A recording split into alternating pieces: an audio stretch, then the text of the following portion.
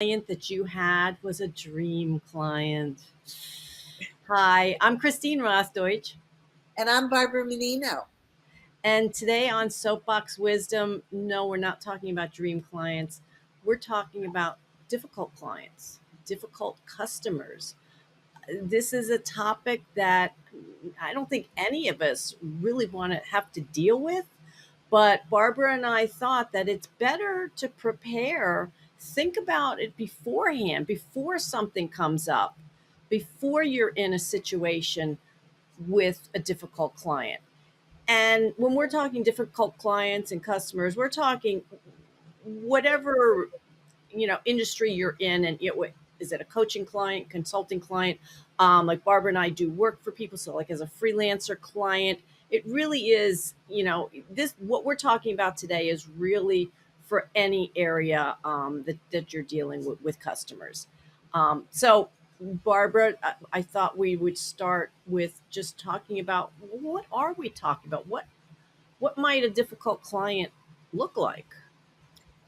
So there are many manifestations, and we can get the impression when we're on an early call and talking that a client is going to be demanding, and the expectation is that client wants so much of our time, much more than is in the contract or will be in the contract, and much more than it's feasible for us to give. Um, Sometimes we face clients where there's a lack of boundaries, uh, or there's also the client who's nickel and diming every bit of the fee at the front end. These can all be red flags, and that's why a thorough assessment at the front end is imperative. But let me be clear, it's not always or just about the other. There may be something in us Mhm. that client may not too. It not be a good fit of personality, or maybe the type of alignment isn't right. So it can be any of a host of reasons. It always takes two, but the important thing is to suss that out on the front end so you don't get stuck in the mud as the engagement continues. Yeah, I'm glad you mentioned that, Barbara, about, you know, it could go either way. We're not saying that, oh, we're perfect or you're perfect, and it's always the other person's fault that something's not going right. This is, we're talking about communication here. We're talking about relationships with other humans. And it just, all of this goes both ways. So think about. Personalities too, right? Yeah, and personalities, right.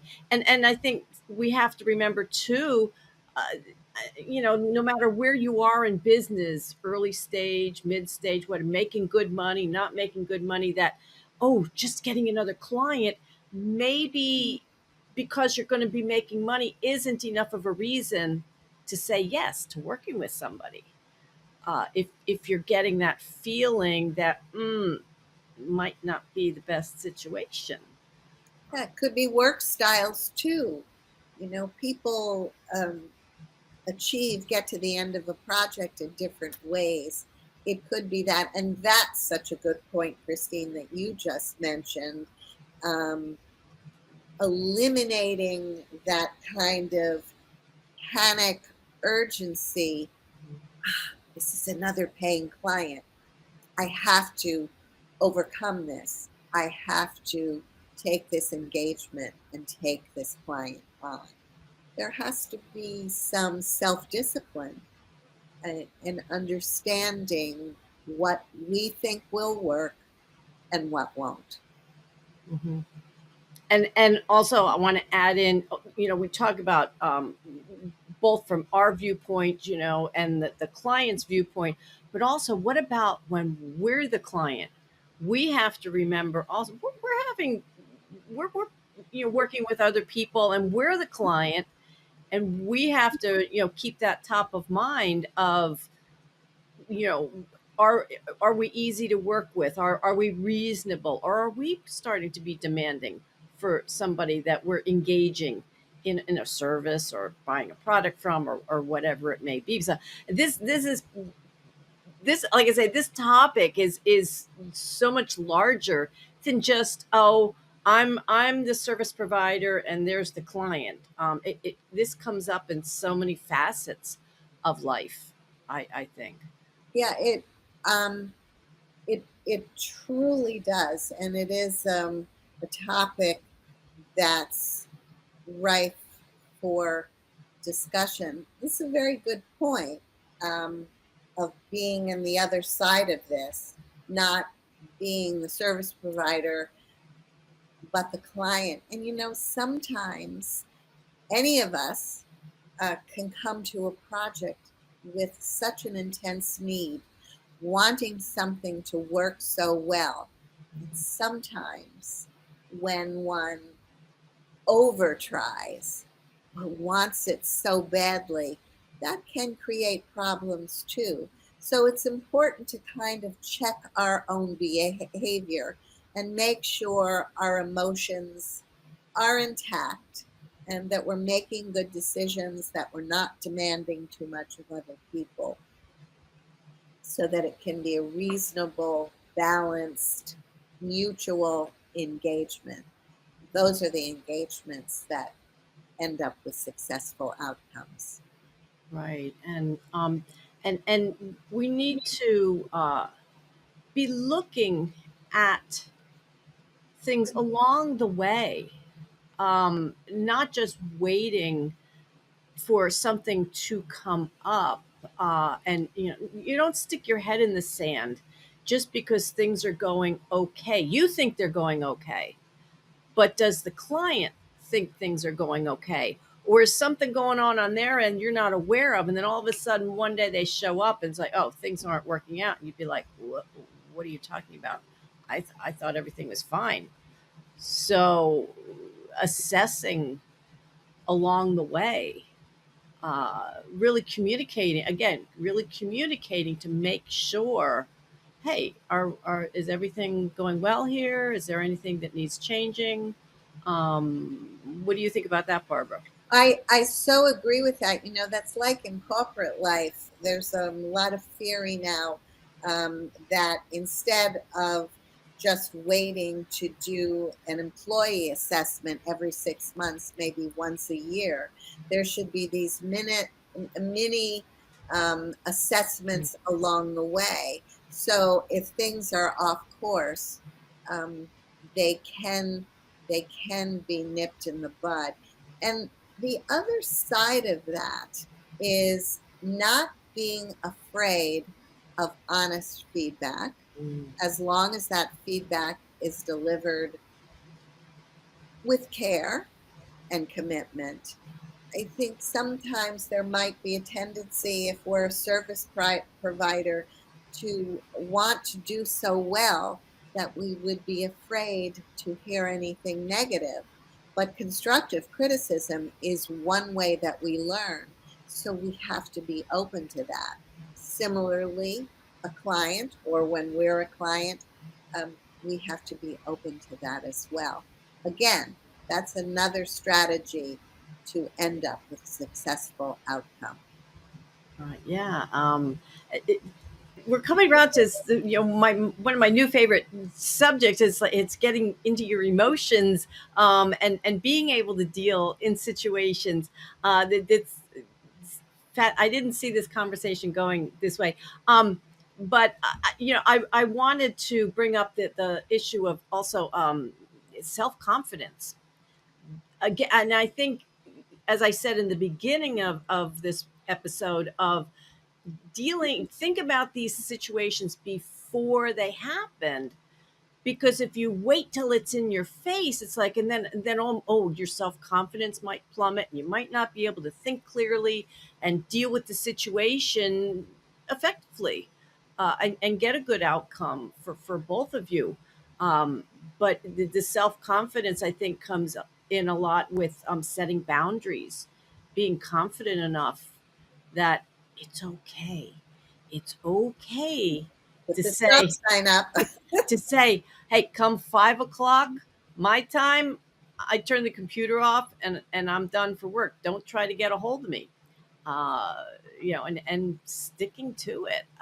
And I think early on in business, especially the self confidence is probably a big issue for many people. But as we go through these things, it's like, all right, here we go again. We're good. You, uh, I read an interesting article yesterday to tag into what you're saying, or to tap into what you're saying about emotion. And the article was about failure. And there are two things that are wrong when one thinks about or considers failure. Number one, there is a tendency to absorb the failure and uh, deem it representative of your total lack of value. And it isn't that at all. It is one mistake or one misstep or one engagement that just didn't turn out right. It doesn't mean that you're incompetent. It doesn't mean that you can't go forward and do good work. The other thing that was interesting about failure, and I've actually never heard it described this way, um, is that with all the talk about failure these days, there's there's a tendency to glorify failure as this mm, tremendously wonderful thing.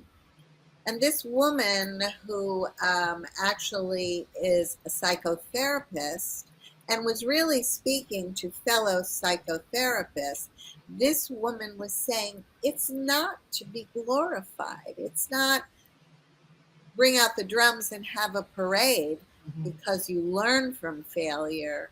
Her point was that you learn from failure because failure is information, mhm. it is a data point, and it is another way of evaluation and assessment to say, this didn't work. And then to ask the question why, and to analyze so you know what not to do and what else to try the next time. I thought that was a rather refreshing point of view for this day and age, because to some extent, failure has been glorified. And I don't think anyone should be ashamed of failure by any means. But this psychologist was suggesting that we put it in the right perspective. Something to think about as well. Right. Well, that's a great point you made there, Barbara.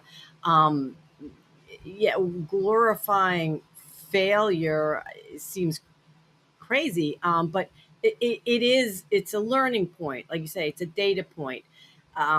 We learn from our mistakes. How else do you make adjustments if you don't make a mistake? And I think just you do things often enough, you learn to get over it quickly, and move on. And when you're talking about a client relationship, hopefully both of you can be adults in the situation, and get over it quickly. But it can be particularly difficult that maybe you try to work something out. You try to diffuse whatever issue might be going on, and kind of maybe your blood pressure is going up because you're just doing everything possible to make it work and it's just not happening. And I think there does come a time, unfortunately, that maybe you have to fire a client, terminate the relationship. Now, it all depends on contracts, of course. I understand that. Um, but I don't think jeopardizing your health is worth working with extremely difficult people. It is not, and that's another point of courage, just what we talked about before. Having the self-discipline to realize that maybe this isn't a match made in heaven. it's also good to know, even if you're engaged in it, that if you have to terminate, you do. And a reminder that your contracts should have a clause that addresses termination, even early termination of the contract. There's nothing shameful if you're in a situation of, what was that movie long ago with Drew Barrymore when she was a kid? Irreconcilable differences, where you just couldn't get a situation to work. So much of this is being realistic. So much of this is having confidence, just as you said. So much of it is learning, and you never stop learning, which is another thing.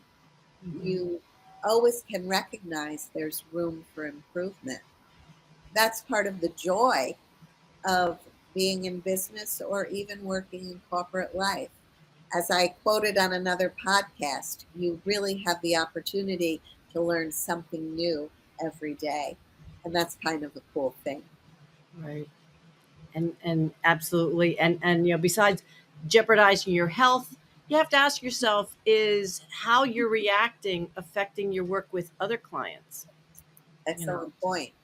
um, Because one bad thing preys on you, and it can mess up everything else. I did want to comment when you talked about affecting health. That's the other thing. Being aware of that happening, that feeling that your head is going to explode, that knot in the pit of your stomach, maybe getting shaky or sweaty palms. Any of those things are signals that maybe a bad situation is going too far. And you really have to check it and take control of it. mhm. Right. And like I said, with this whole discussion today, we're suggesting, it's like, think about this. How would you respond? I'm not going to say I was going to say react, but it's more, how would you respond in a difficult situation with a client, and addressing it, up here in your head before something even comes up. uh, you'll just be better off if and when it does happen.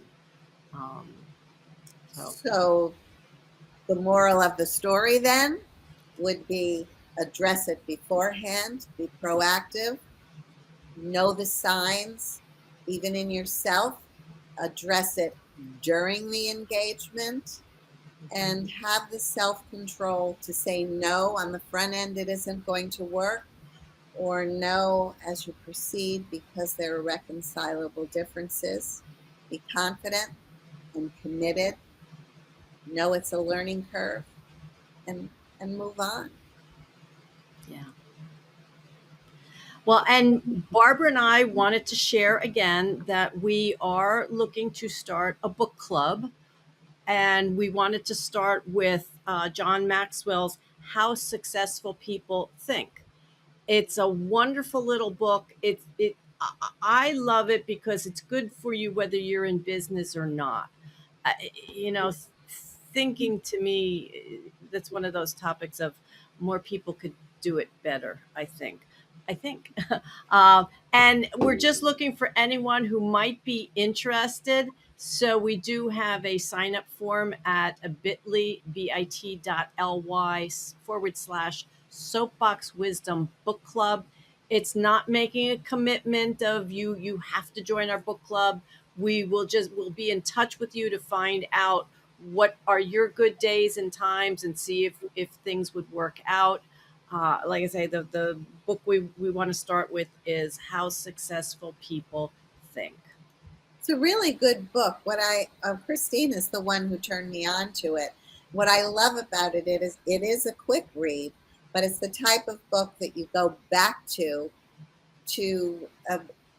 rethink, continually to think more about what you've learned. And it has individual chapters that are so divided. If there's one kind of thinking or thought process that you think you need to work on, you can go right to that chapter. Mhm. So that's why we're starting there. Right. So Like I say, you can go to bit.ly/Soapbox Wisdom Book Club and just put your information in there and we'll be in touch.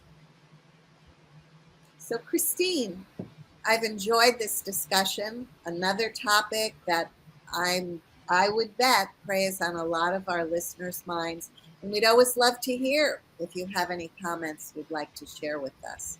But for now, we're finishing this episode of Soapbox Wisdom. We look forward to seeing you again.